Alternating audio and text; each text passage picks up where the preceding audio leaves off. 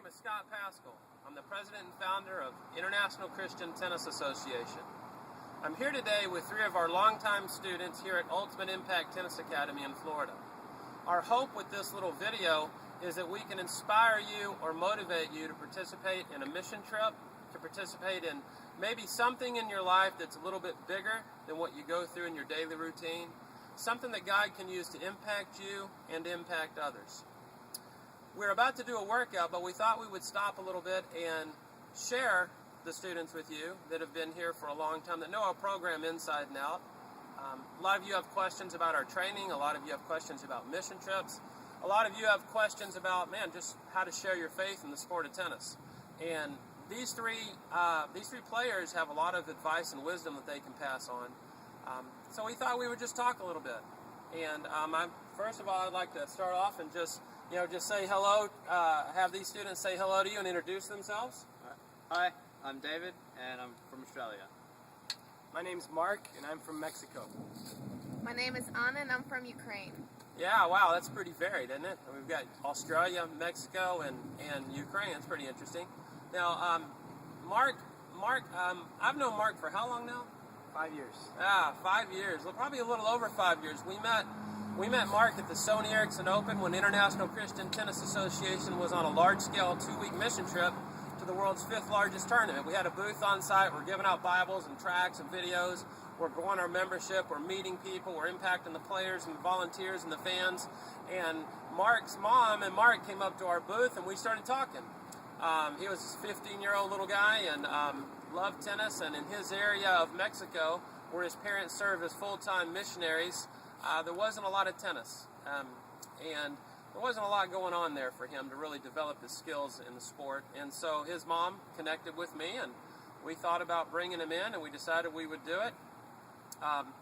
Now, I guess we'll start off with Mark talking now because, tomorrow Mark's got some neat stuff starting in his life. Like I said, he's been here over 5 years, and, Mark, go ahead and share with people what's going on with you.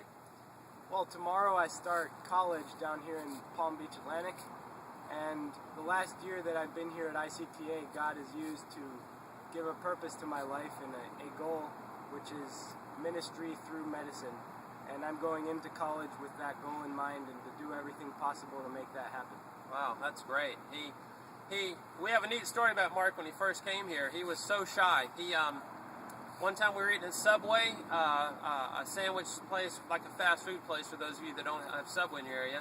And Mark was too shy to go to the counter to ask for a free cup of water. He was just completely shy, wouldn't do it, just didn't have that courage. And over the years, Mark's developed a lot of courage. He became one of the top junior players in Florida. He became the leader of our men's pro tennis team that travels to ITF tournaments and shares their faith with the players. In fact, you've led a couple of mission trips. Where were they to? I led a mission trip to South America in the country of Chile, and another mission trip to Israel. Yeah, that was pretty cool. Mark planned, organized, and implemented the mission trip for himself and the other players. It was an outstanding situation. And to see him go from shy to, I don't want to say bold, but definitely a lot more confident. And what's been really interesting is Mark was to go to college last year, but we just didn't feel like it was time yet. We've gotten to know him so well, and God used us to help grow and develop him and his skills. And me personally, I just felt like God was saying, take that little bit extra time, do more missions, train harder. Something's coming, but I didn't know what it was. And through that period of time, God revealed to Mark and I that he wants him to become a doctor. My brother-in-law is an internal medicine doctor, and Mark and my brother-in-law had a lot in common, and it just kind of started coming together in Mark's life to where now Mark wants to attend medical school and then let God use his life in practicing medicine and let God use Mark's skills to really impact the world. And for me, that's pretty cool. This is Anna, as we've mentioned. Anna's an interesting story. She came here when she was 16 years of age, and she's from Ukraine, from Kiev, Ukraine. And Anna's family had run out of money when she was a top player in Ukraine. She was actually number 1 in Ukraine in 18s when she was just 14. Anna also reached number 5 in Europe in 16s. And at that point in time, her family ran out of money there, and she lost her sponsorship, and she didn't have the ability to keep playing tennis. And an academy, a guy from an academy program went to Europe, looked for top players, brought them to America, and Anna won those competitions in order to come to America and train. But a series of very difficult events hit her life, and we met Anna on a mission trip, our women's pro team mission trip in Juarez, Mexico, and right in the middle of some very difficult things in Anna's life. And through a miraculous event, Anna was then able to fly from Juarez to Florida and be with us full time. A month after arriving, she became a Christian. She feels that God came and found that lost sheep, and a total transformation in her life as a person and an individual. And now I'd like for Anna just to kind of share a little bit about from what she does with her life now. What's going on? How's God using her now? And picture that inner city kid living in, a big apartment type building. Picture the lack of income, the lack of resources. Picture going through a very difficult time in her life, and then God finding her. As you listen to her little, her short amount of stories she's going to give you about what God's doing with her life now, picture the background, and then listen closely to the words. So I want to, maybe share a little bit about, to people watching, about what God's called you to do with your life now. What do you do? Share with them. Well, when I became a Christian, everything started looking quite different for me. I didn't look at tennis just as a sport that I play, and I love tennis, and I can play tennis, all the time, and I love the workouts. But now that when I go to tournaments, I have a different purpose. It's not just all about winning, it's and losing and trying to see like how many matches you played and stuff.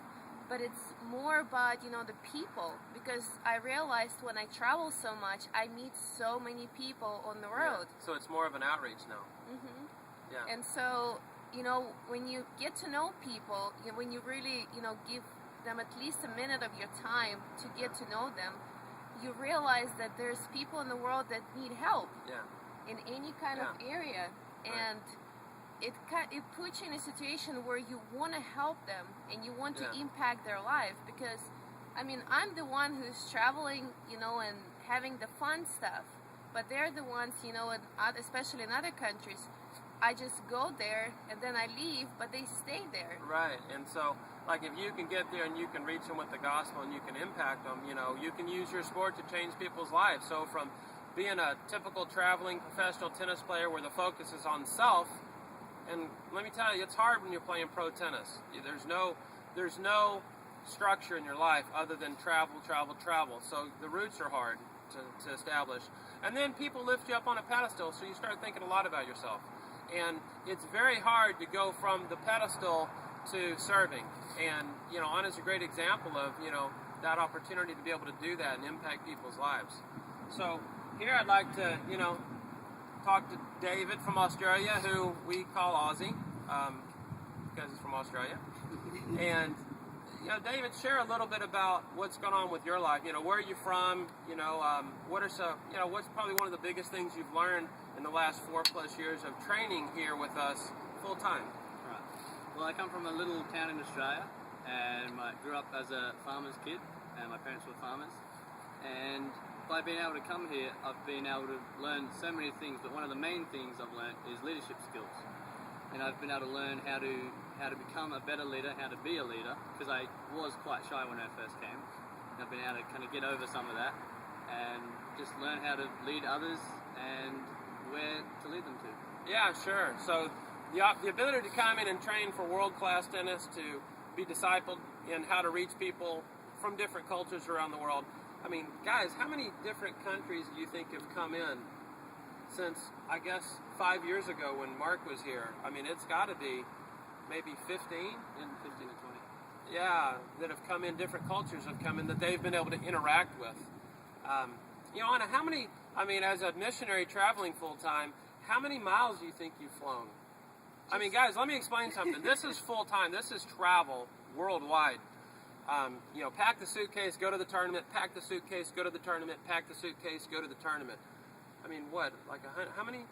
Just over 140,000 miles. Yeah, it's over 140,000 miles flying. I mean, that's pretty amazing. That's just flying, but then it's not included all the taxis, all the buses, you know, and any type of rides that you take besides just flying. Yeah, and there's a big team involved with that. I mean, you don't just show up at the airport and everybody wishes you on board. You know, what do you think about having how important to let people know, how important is the team atmosphere? I mean, and to talk just for a second about Anna's level, she's a WTA ranked player. Her highest ranking has been WTA 549, and that's as a part-time player. She recently played a player that was 106 in the world, and Anna lost in a 2-hour match. It was a very close match. So for Anna, her skills level, her skill set is getting very close to a top 100 level for herself. But you know, how important is a team? You know, kids that are watching this video, it's usually all about them. You know, the world revolves around them. How important is a team, and what have you learned in your life as you've started going through it's all about me and learning it's about washing others' feet like Jesus did? What's a team mean? Well, it actually a really huge aspect in my life, because you just realize that there is no way you can succeed with just by yourself. You have to have those people surrounding you, you know, to help you with all different aspects that involved, you know, for your success. What are a few of them? What are the few people that have helped get you to the pro level? Well, especially my hitting partners. They've been there all the time, and you know, hitting with me and all the drills that are needed. Seriously. Like, the hitting partners are huge. Mark and Ozzy were beginners, and I thought we would bring them in and that I could develop them into pro level players that could then help Anna reach her goals and dreams. And they did. And to go in 5 years from a beginning level player to some of the top players in the country has been pretty outstanding. And so part of God allowing you to become part of somebody's team means you're going to be developed to learn how to serve. So it helps the one that God's leading, but then it also helps those that have been led to help, you know, serve. So what else is there? There is Coach, you know, my coach, and then his wife Melody has been a huge model in my life. Yeah. I mean, she has taught me so many things, and she's been there all the time for me. When I travel, you know, she'll help me to get all the things done. I mean, there's so many other people, you know, like sponsors. People that help pay for the flights, people that help pay for the motels. There's so much out there. I mean, churches that get involved. It's very important to become part of the team, to help others, and to let God build a team around you to help you. That's a great thing. Now, Mark, I mean, so with you come from a family of, your parents are missionaries in Mexico and full-time, and, you know, here you are coming from that background, and now God's led you into ministry.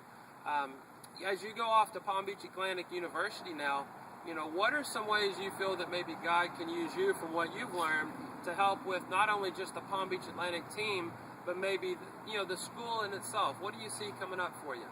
Well, the main thing that I need to do and I will do is serve others and help improve the team and stay in touch with our team so that we can keep improving and set goals and help my goals of being in medical missions become true also. Yeah. Our tennis academy is in the same area as Palm Beach Atlantic University. So Mark's, you know, we're fortunate he's not going to be moving 1,000 miles away, and it's going to benefit both of us. You know, we're 20 minutes away, 15, 20 minutes away.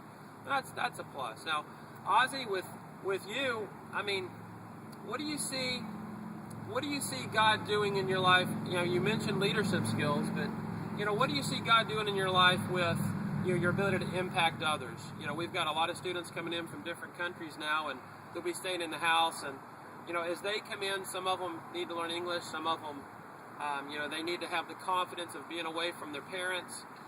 They need to have the confidence that they can achieve things in life.